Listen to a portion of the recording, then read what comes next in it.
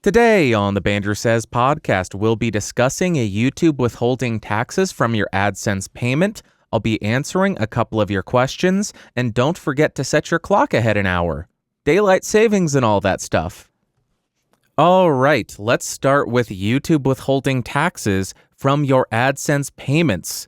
I do need to begin this with a disclaimer. I am not a tax expert. I do not know what I am talking about. Do not take my advice. Do not listen to what I'm about to say. If you care about taxes, if you want to make sure that the IRS does not audit you, don't listen to me. Go pay somebody to tell you about this stuff and handle all of it for you. And I think that's a sufficient disclaimer. I think I covered my butt legally. We'll start with if you're a creator in the US, nothing is going to change. They already have your tax ID information. They already have all of that in their system. It's required for you to receive your payment. They will not withhold any taxes from your payments. You are still going to have to pay your estimated quarterly or your annual taxes like you already have been doing. The thing that's changing is if you're a creator outside of the US and you're a part of the YouTube Partner Program, meaning you earn money through AdSense and you get a payment, that is going to be changing. Now you have to go into your AdSense account and enter your tax information, and they will withhold taxes from your YouTube earnings from your US viewers. They're not withholding taxes that are earned on views from countries other than the US. They are only withholding taxes that are earned on viewers in the US. As far as the tax rate, it can be between 0 and 30%.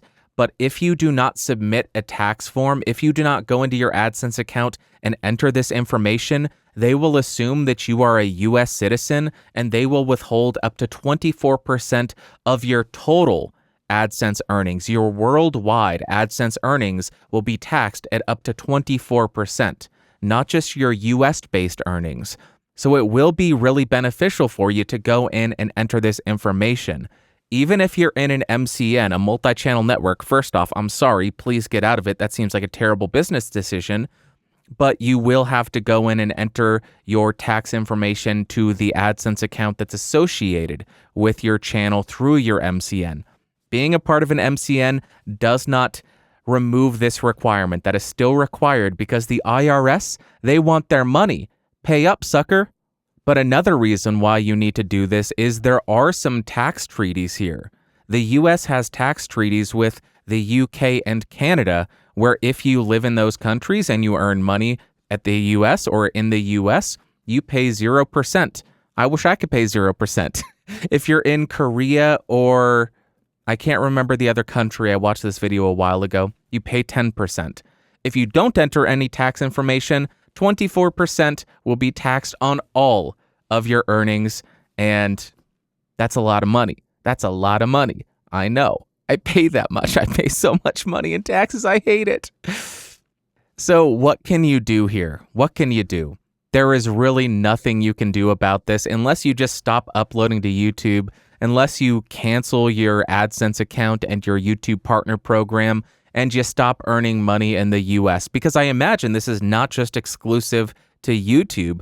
I imagine that this is industry-wide, economy-wide. This is going to come into effect for everything that you earn in the US based on US time spent or US income. So don't think that you're going to be able to upload to Twitch if you're in another country and avoid paying taxes. I imagine this is coming for everybody. And that's something that always confuses me. People look at YouTube and say, I can't believe that YouTube's doing this. And they don't realize that YouTube doesn't want to do this. YouTube doesn't have any desire to add all these additional hoops people have to jump through.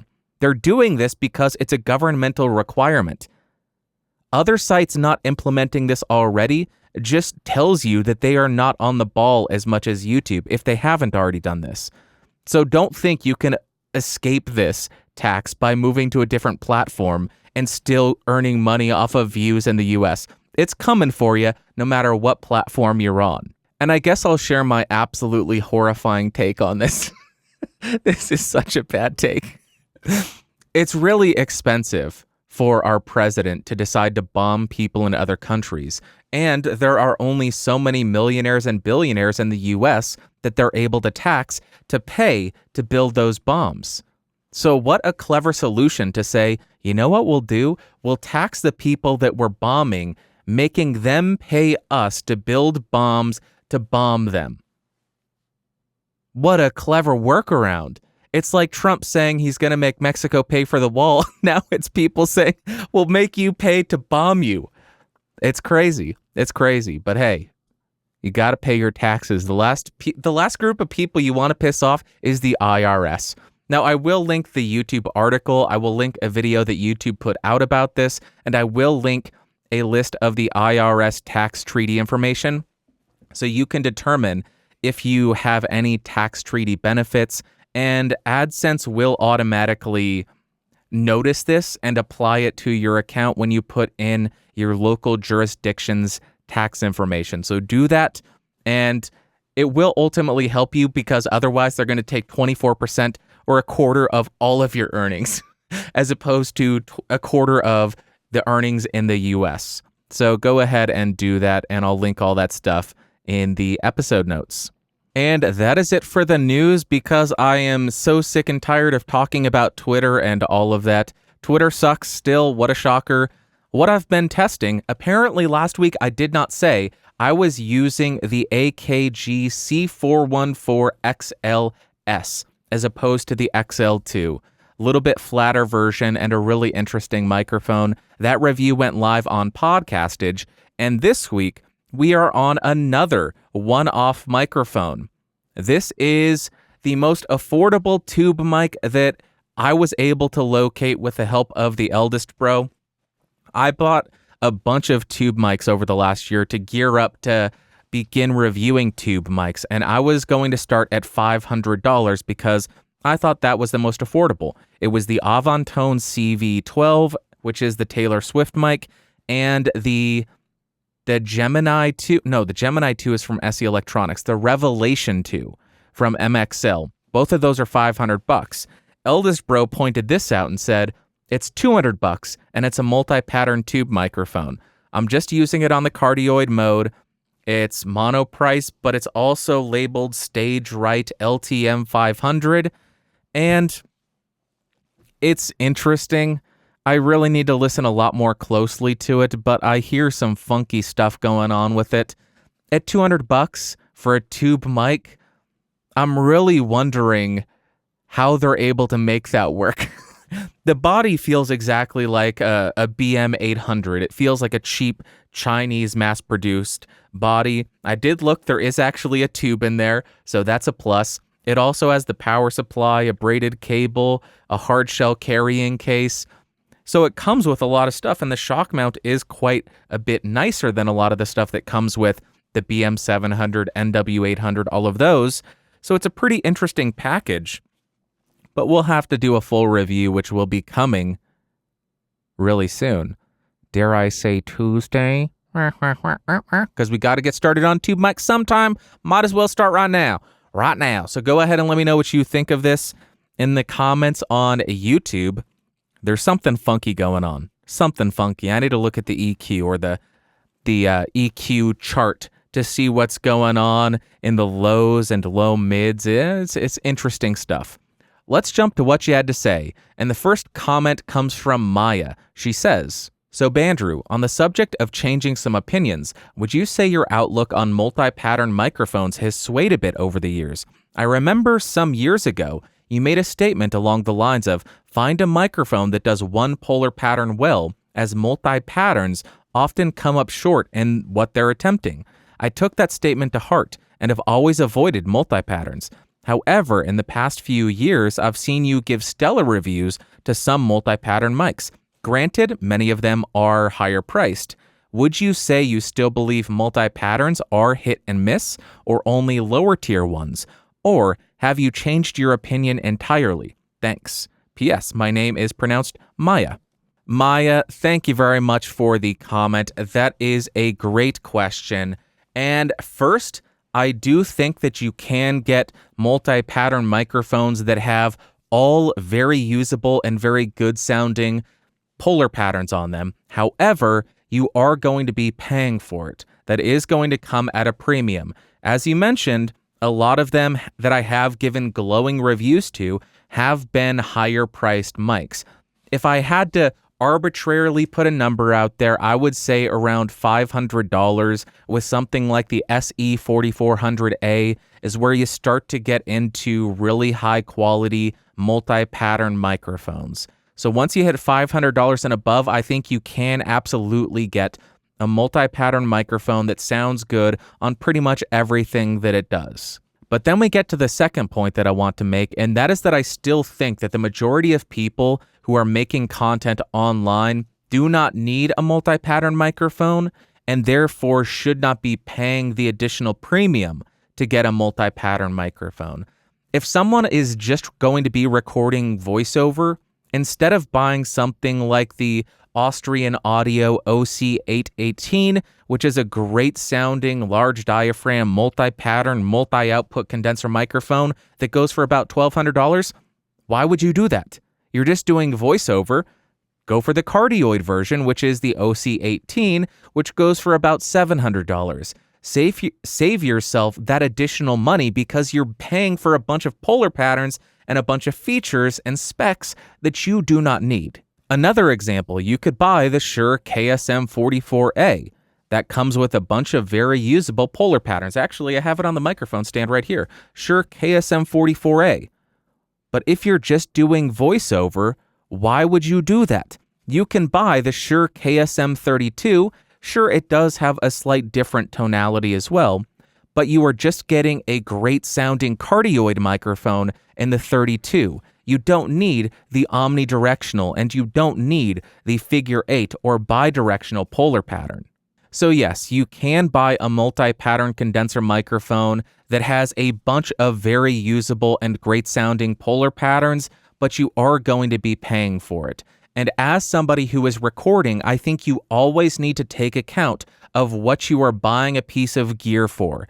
If you're buying a piece of gear for spoken word, why are you going to buy a multi-pattern microphone? Chances are all you need is a cardioid mode. And if you have $500 to spend, and that is all the money you have, and you're just doing voiceover, spend $500 on a single cardioid polar pattern microphone because you will get a great sounding cardioid polar pattern microphone as opposed to a multi-pattern condenser microphone for the same price, which has a bunch of unnecessary capsules that you will not be using. I hope that clarified for you, Maya. That is a great question, and best of luck to you on your search for some more microphones. Hope that helped. Next comment comes from Andrew, and he says, I agree with the homepage need and practice it myself. Anything which is algorithm driven is not in your interest. However, the quote unquote, in case you are banned theme is too limiting. I know where this comes from, but it is too small. Most people and their businesses will never be banned, but should benefit from a homepage presence they manage. Keep on preaching. Andrew, that is a very good point that the majority of people will not be banned. And whenever I talk about this, I say the majority of us are very advertiser friendly. We're very uncontroversial. We don't really risk being banned. However, I think it's important to remember that everything we're doing on somebody else's platform could disappear overnight. YouTube, Google could say, this is a money hole. Let's just shut it down. They could do that tomorrow. They're not going to, but they could. And all of this work that I've done could disappear. MKBHD's channel could disappear tomorrow because of that. It's all about reminding people the risks of building an entire following on somebody else's platform. You're right. The idea of being banned being the reason that you should develop your own website, it's not going to affect 99.9% of people, but it's still there. That risk is still there. And that idea will put the fear of God in people to actually go and build the website. And maybe I'm just speaking because it takes a lot for me to get off my butt and do something. But if I just thought, I don't need to do anything. I can just wait. I'll do it in a week, in a month, in a year, whatever. It doesn't matter. And I would just continuously put it off. But once I started thinking, well, these websites could just randomly disappear. There could be a hack on these websites. I could lose my channel like Kevin, the basic filmmaker, did for a month. There are so many different things that could happen, not just including being banned. The sites could go out of business. You could get hacked. Even if you take precautions, you could still get hacked, and your entire account could be deleted.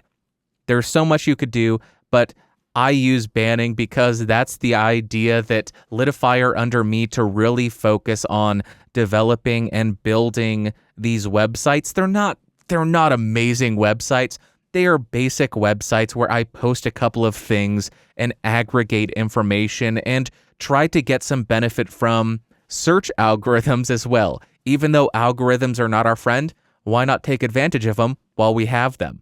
That's my take on it. Very good point, though, Andrew. The majority of people will not be banned. You still need a website. Next comment and last comment comes from Fluffy Bunny. They say, just a guess, but most of the electrical devices you use will at least consist of parts made in China. Fluffy Bunny, you are absolutely right here. There is likely nothing you can buy in this world now that is not at least touched by China and does not contain products or components that are made in China or cleaned in China or assembled in China or something. Chances are everything that we have, everything that we use is at least touched by China. But even with high-end microphones, you're running into that problem. Mojave Audio, the MA1000, I think that's their flagship model, uses a Chinese-made capsule. It's because a lot of the manufacturing doesn't exist in other parts of the world, so it is inescapable that you do inevitably, at some point, contribute to the Chinese economy. And because that is the case, it would be very easy to go full doomer and just hate everything. I think the better course of action is to just buy alternatives when they're available. Buy a Swiss-made watch as opposed to a watch that's made in China. Buy a made in Germany watch as opposed to a watch that's made in China. Buy a made in Japan watch as opposed to a watch made in China. Buy an American-made pen as opposed to a watch made in China. But if there are no alternatives, like computers, like phones, just be more responsible with your purchases. Don't buy a replacement until it's absolutely necessary. Once I started learning about everything going on in China, I had already needed a computer for about 6 months. I could very much benefit from upgrading my computer, and I have been able to benefit from upgrading my computer for a year and a half. I'm still using the same computer. I've been using this is 5 years now, 4 years now, and I could benefit from an upgrade. I'm not going to do it. I'm going to ride this computer until the day it dies, and then I will upgrade and try to find an alternative to a computer that's completely made in China. The only option that I can think of is maybe something like the Apple Mac Pro, because that's at least assembled in the US. Then you're paying a huge premium for that. I wonder and I hope that they do roll out more options that are at least assembled in that US factory. That would be great. So it's about making decisions like that. Don't upgrade the very first moment you think about it. Try to make the stuff that you have last as long as you possibly can. And then when the time comes to upgrade or replace, like a phone, wait until the phone dies and then try to find something that offers more ethical manufacturing processes. That's my take on it. And in the time being, I will just buy some more Fisher Space pens. I don't know how I ended up with 5.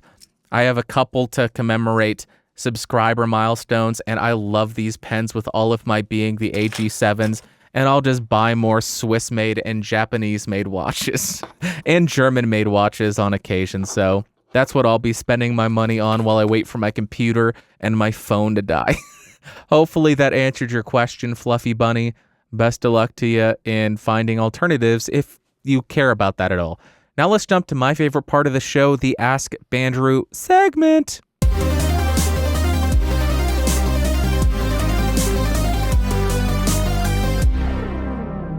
All right, welcome back to the Ask Bandrew segment. If you have questions that you want answered, go to askbandrew.com. There are instructions on how to send in audio, video and text-based questions. I do prefer audio and video because then I don't have to read. I am a stupid person, and I don't like reading. I am bad at it. I mispronounce words, and it is embarrassing. And it's time-consuming because I do edit this show to edit out all the screw-ups. AskBandrew.com. First, we have a voice submission from, they didn't submit their name, so go ahead and take it away, anonymous person. Hello, Bandrew. Thank you for all the work that you do. I love your extensive review style. Right now, I'm trying to create a podcast for myself. I made 3 or 4 episodes to date. Until now, all of my audio recordings were done on my cell phone. It does the job for me. In the video, it looks very awkward, so I realized that I should perhaps get myself a lavalier mic. And I will take up your suggestion and will get the Boya M1 mic, as my budget is pretty low right now. My question is, do lavalier mics also have proximity effects, or is the proximity effect only works for bigger mics? Thank you very much for that voice submission. That is an excellent question. Do lavalier microphones experience the proximity effect? First off, if somebody does not know what the proximity effect, when you get farther away or closer to the microphone, that will affect the low end of the microphone's response. As you get closer, not only will the volume get louder, that's obvious, but you will also hear a boost in the low frequencies.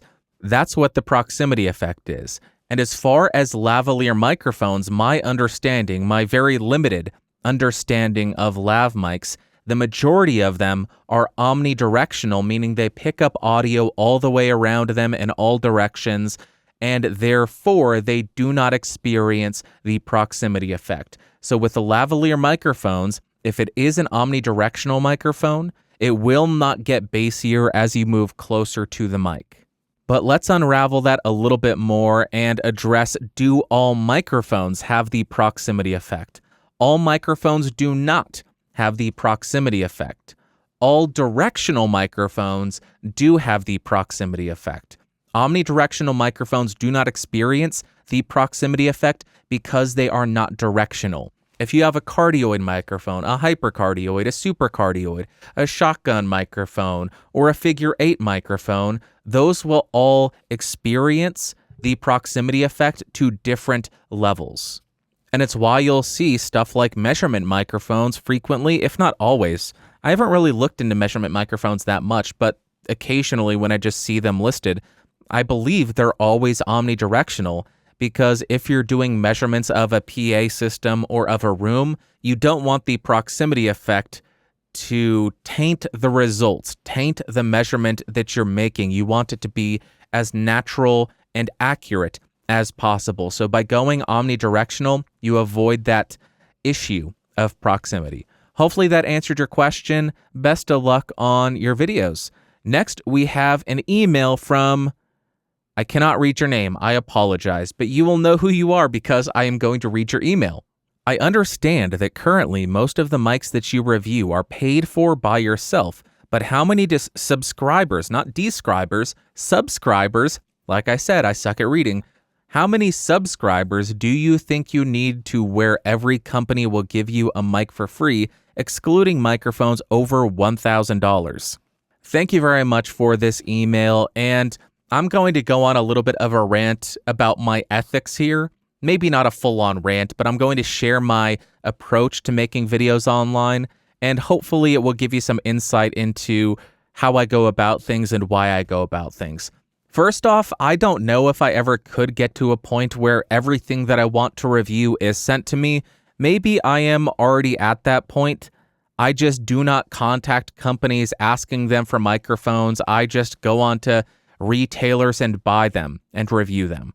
And I honestly don't think that I ever want to get to a point where everything that I review is sent to me. And there are multiple reasons why I like buying the gear that I review as opposed to getting everything sent to me. First off, it really reiterates to my audience that I'm providing my opinion, and my opinion is not being influenced by a company sending me something. because that's a lot of concern. That's a lot of concerns that people have. They think, oh, they got sent that for free. That's influencing their review, their opinion. This is no longer an unbiased review. They are lying to me because they want more free crap. By buying the majority of stuff that I review, that indicates that I am not bought and paid for. I am paying for this out of my own pocket. If it's not good, I'm going to tell you about it, because the trust that I have with my audience, or that my audience feels for me, is the only reason why I have a channel, and the only way that I would ever be able to continue to run my channel.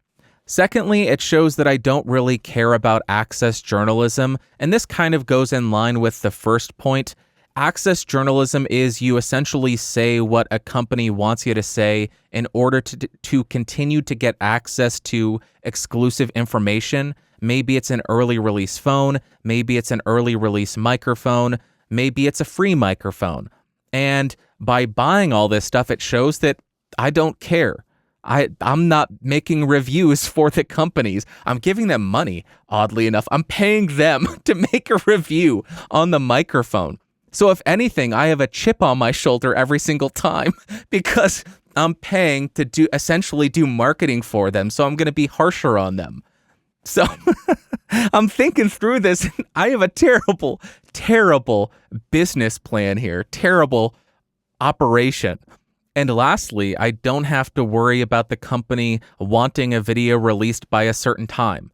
That's something that occurs a lot when you get something sent. They will say, when's the video going out? Is it out yet?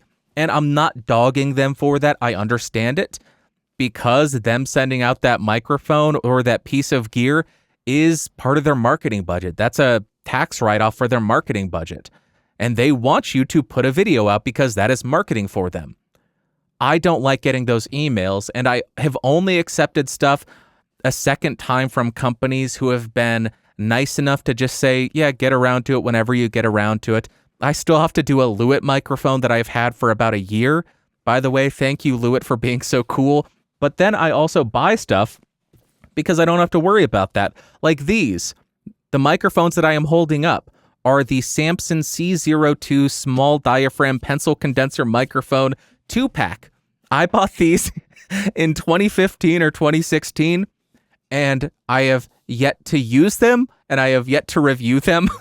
At this point, it's a bit of a meme, a bit of a joke in my Discord server that I will not review these microphones until they are officially labeled vintage.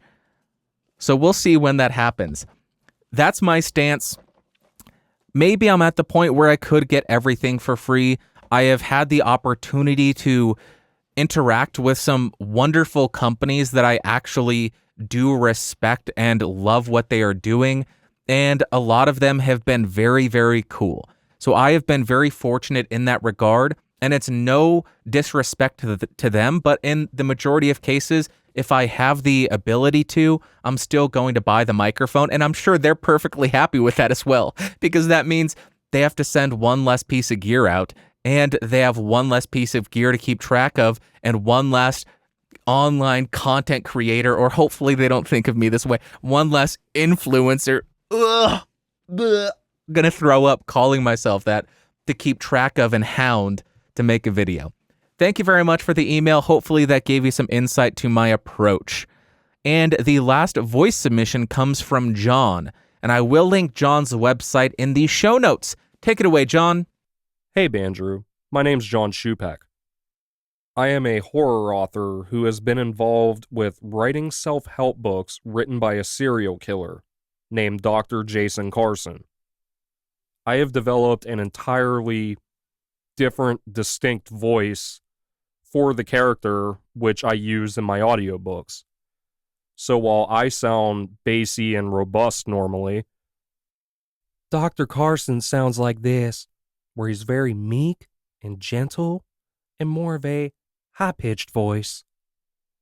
So whenever I'm editing the EQ on these, because I switch voices back and forth sometimes, should I do different EQs for every time I switch the voices, or should I be able to edit them together, basically, and not have to worry about how the different tones sound? Also, I just finished my home studio with sound treatment, and I wanted to ask you your opinion about how everything sounds. Thanks. I very much appreciate you sending that in. That is an excellent question. Should you use multiple EQs, one for each different character in your audiobook? I honestly do not think this is necessary to change the EQ every time you change the character, unless you just have 2 tracks and you record each of them separately and you just have an EQ on each of the tracks. That would be easy. But if you record it like a play just as a single one shot all the way through, and then you have to EQ and cut and paste to different tracks, that seems like an absolute nightmare. I would not recommend doing that because that will make you hate the process of making the stuff that you're making. But while I was listening to you go back and forth between the characters a couple of times, I didn't hear anything that I thought would be distracting while listening. I didn't hear anything that popped out as painful or unpleasant as you went from your regular speaking voice to a higher pitched voice. And also, I think that minor change in tonality will also help differentiate the characters a little bit further. It's obvious that they're different characters because they have speaking differences, or I shouldn't say different characters, narrator and character. It's obvious that you're playing a part when you put on that more meek voice, that higher pitched voice. Hey, how y'all doing? How y'all doing today? Or like when I put on the, look, I'm so angry. That type of voice, people know I'm mocking people in the comments. I'm not going to EQ it to try to sound like my regular speaking voice. And I think that subtle tonal change to the voice, as well as leaving it and not trying to match them with an EQ, will create more of a subconscious effect where people will hear less bass. They will view the person speaking as more soft. They will view them as less manly. And if we're talking about a serial killer character, that makes them ever more creepy. Sure, you could have a Michael Myers, wonderful. That's a bad example because Michael Myers doesn't speak. You could have, Michael Myers and Jason Voorhees don't speak. You could have Freddy Krueger. And if Freddy Krueger was talking, hey, I'm going to get you now. I'm going to get you.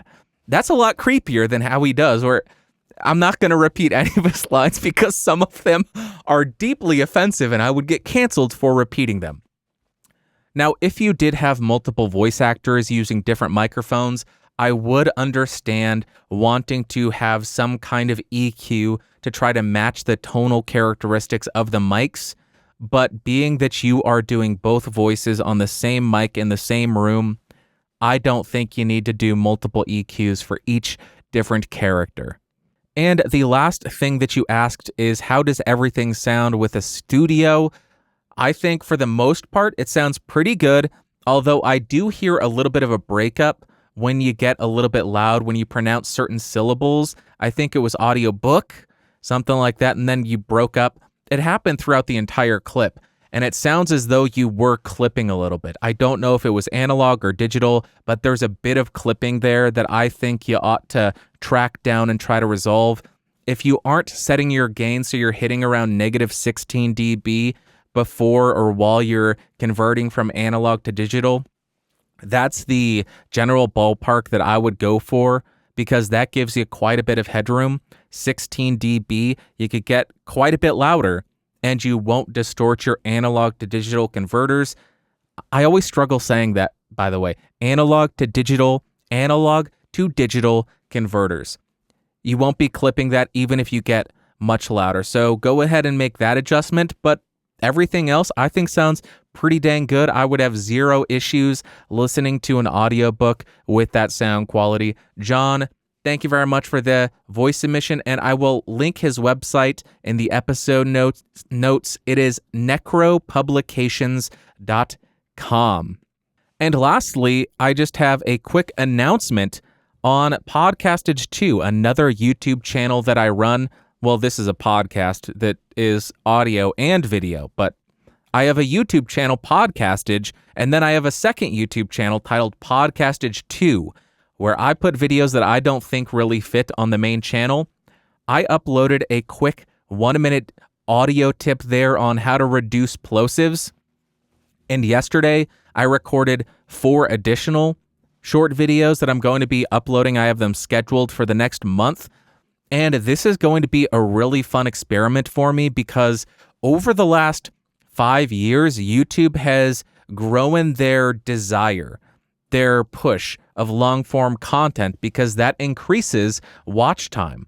Increased watch time is good, although it seems like they're rolling out more and more features that are geared around short-form content.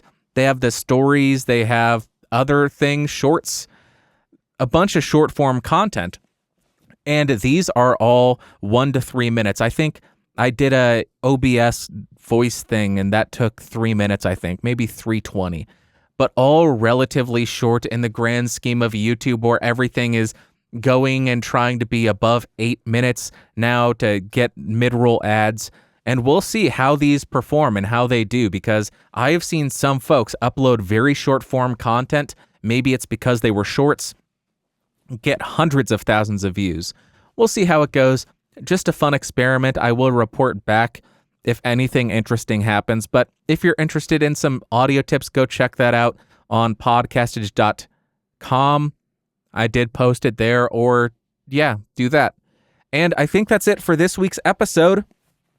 Not much interesting in the news because I'm sick and tired of Twitter. I don't care about politics, blah, blah, blah, blah, blah, politics. And that's it. I love you. Thank you so much for being here. Thank you for hanging out with me and listening to me scream about audio. And thank you for the great questions. If it wasn't for you asking such good questions, these weeks where there is nothing to discuss would be very boring and very short. You provide me with this ability to make, at least in my opinion, relatively interesting content.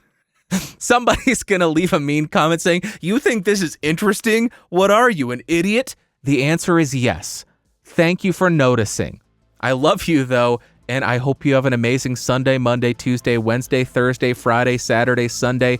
Next Sunday, I will talk at you. Have a safe week. Enjoy your time, and I will talk to you then. Bye.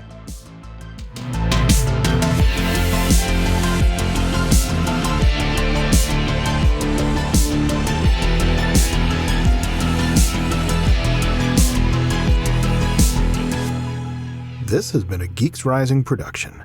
Your executive producer is Bandrew Scott. For more information, head over to www.geeksrising.com.